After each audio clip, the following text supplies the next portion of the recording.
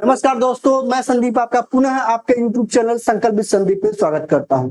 साथियों, आज हम लोग बैंकों से संबंधित कुछ महत्वपूर्ण तथ्य और ट्रिक लेकर आया हूं। दरअसल इसमें कुछ होता क्या है कि आपको बता दें ट्रिक क्या होगा। ट्रिक की अगर हम बात करें तो अक्सर पूछ देता है, चलिए भाई बताइए आरबीआई का मुख्यालय कहाँ है। तो मान लीजिए आरबीआई का मुख्यालय आप याद कीजिए कि आरबीआई का मुख्यालय कहाँ है।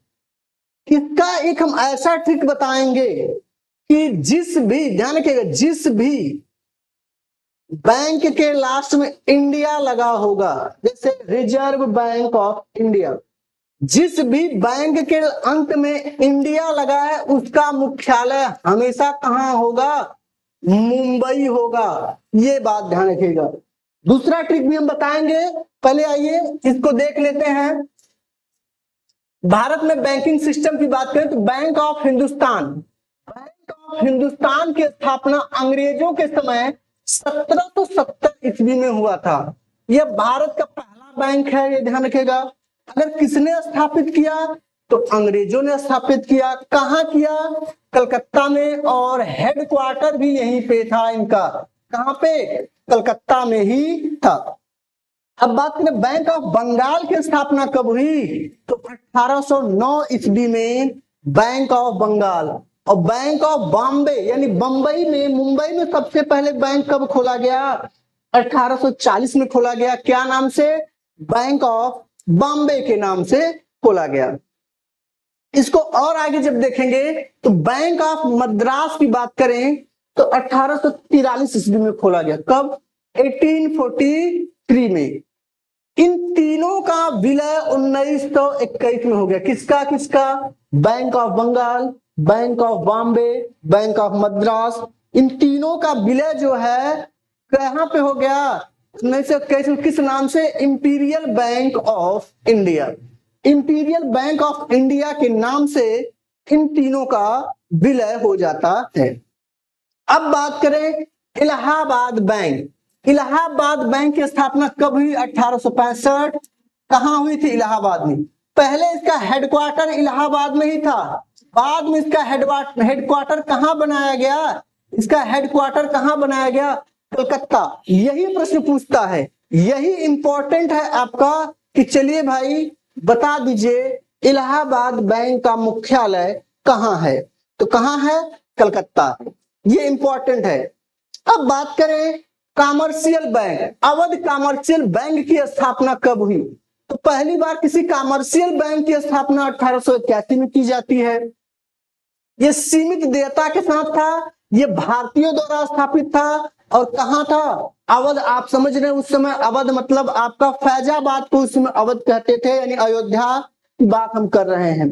ठीक है, तो अगर आपसे पूछे कि उत्तर प्रदेश का पहला बैंक कौन सा है तो आपका पहला नहीं, पहला तो ठीक है, यहाँ अवध कमर्शियल मतलब कॉमर्शियल बैंक पहला कौन सा है तो अवध कॉमर्शियल बैंक था। यह भारतीयों द्वारा स्थापित किया गया था।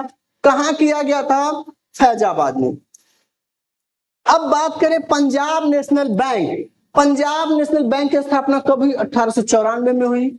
यह पूर्ण देयता के साथ था। यह भारतीयों द्वारा स्थापित पहला बैंक था। ये ध्यान रखिएगा। इसकी स्थापना कहां हुई थी? लाहौर में। यह पूर्ण देयता के साथ था, यानी पूर्ण रूप से भारतीय था। उसमें देखिए जो फैजाबाद अवध कमर्शियल बैंक है, इस बात को ध्यान रखिएगा कि वो पूर्ण रूप से पूर्ण देयता नहीं था, यह सीमित देयता था। यहां पे पूर्ण देयता कह रहा है, कहने का मतलब पूर्ण रूप से भारतीयों द्वारा स्थापित अगर कोई पहला बैंक है तो पंजाब नेशनल बैंक है।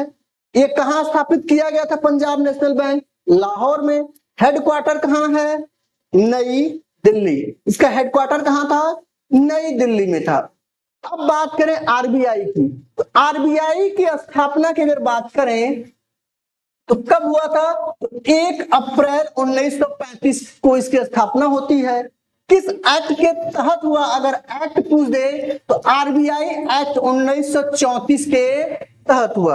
आप जानते हैं कि भारत में एक अधिनियम आया जिसको हम लोग भारत शासन अधिनियम कहते हैं। क्या कहते हैं? भारत शासन अधिनियम 1935। 1935, है ना, ये 1935 में लागू हुआ, लेकिन आरबीआई एक्ट 1934 के तहत ये बात की गई थी। कहां स्थापित हुआ? कलकत्ता में। बाद में कहां चला गया? बंबई में। और इसका राष्ट्रीयकरण कब किया गया? तो जब भारत स्वतंत्र हो गया तो आरबीआई का क्या किया गया? राष्ट्रीयकरण किया गया। अगला है बैंक रेगुलेशन एक्ट 1949। अगर पूछे कि बैंकिंग रेगुलेशन एक्ट क्या है, तो ये बैंकिंग फर्मों को नियंत्रित करने के लिए बैंकिंग रेगुलेशन एक्ट लाया गया। आप तो पूछ दे कि बैंकिंग फर्मों को नियंत्रित करने के लिए कौन सा एक्ट लाया गया, तो यही एक्ट था। अब बात करें स्टेट बैंक ऑफ इंडिया। ध्यान रखिएगा, स्टेट बैंक ऑफ इंडिया की स्थापना 1 जुलाई 1955 को हुई थी। इंपीरियल बैंक ऑफ इंडिया का नाम बदलकर, ध्यान रखिएगा, पहले जो इंपीरियल बैंक ऑफ इंडिया था ये Mumbai, Madras, Bengal, bank of Mumbai, bank of Madras, bank of, है ना, इन सब का नाम बदल के इंपीरियल बैंक कर दिया गया। बाद में इसी को एसबीआई कर दिया गया और इसका राष्ट्रीयकरण 1 जुलाई 1955 को हुआ। किसकी समिति के सिफारिश पर हुआ? तो गोरेवाला समिति के सिफारिश पर। इसका भी मुख्यालय कहां है? मुंबई है। मैंने बता दिया कि जिस भी बैंक के नाम के अंत में आई हो अर्थात इंडिया हो तो उसका मुख्यालय मुंबई, ये ध्यान रखिएगा। लेकिन जिसमें आई पहले आ जाए तब उसका मुख्यालय क्या होगा भाई? तब उसका मुख्यालय क्या हो जाएगा? चेन्नई हो जाएगा। इस बात को ध्यान रखिएगा। भारत का पहला बैंक बैंक ऑफ हिंदुस्तान है, यह भी ध्यान रखिएगा। पूर्ण रूप से भारतीयों द्वारा स्थापित पहला बैंक कौन सा है? पंजाब नेशनल बैंक है। कहां? लाहौर में। कहां? लाहौर में। यह भी ध्यान रखिएगा। 19 जुलाई 1969 को चौथी पंचवर्षीय योजना में इंदिरा गांधी सरकार ने 14 बैंकों का राष्ट्रीयकरण किया। कितने बैंकों का साथियों? 14 बैंकों का राष्ट्रीयकरण किया। फिर 1980 में छठवें पंचवर्षीय योजना में 6 बैंकों का राष्ट्रीयकरण किया गया था, है ना।